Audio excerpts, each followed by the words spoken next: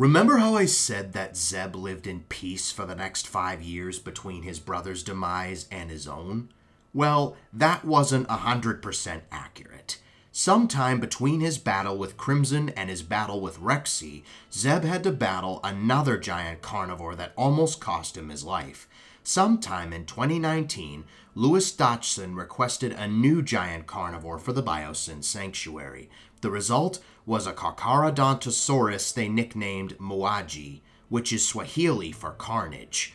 Muaji was a bright red color with bright yellow eyes and a hunger for destruction and chaos. An unhinged monster who is basically the dinosaur equivalent of a psychopath. Scientists who studied his behavior were shocked and disturbed by it.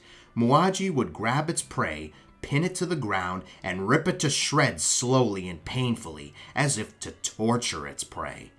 Then it would roar in a way that sounded almost maniacal, as if it was enjoying itself. One day, Zeb encountered Muaji, and the two immediately fought. As they battled, Zeb noticed that Muaji's battle patterns were similar to those of Crimson. The Biosyn scientists noticed this too, and asked Dodgson about it. He confirmed that he used Crimson's DNA to create this beast, meaning it was technically a hybrid.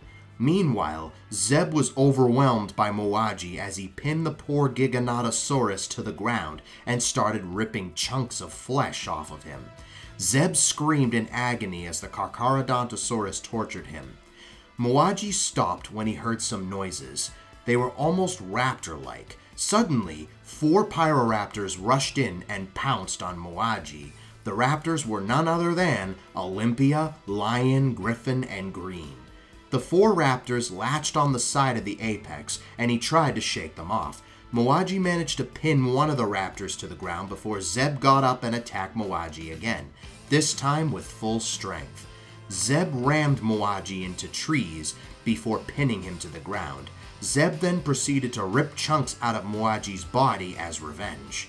After Zeb was finished, Muaji got up and charged at the Giga, but Zeb charged back and rammed the Carcharodontosaurus into a very sharp tree stump, which impaled the monster, killing it.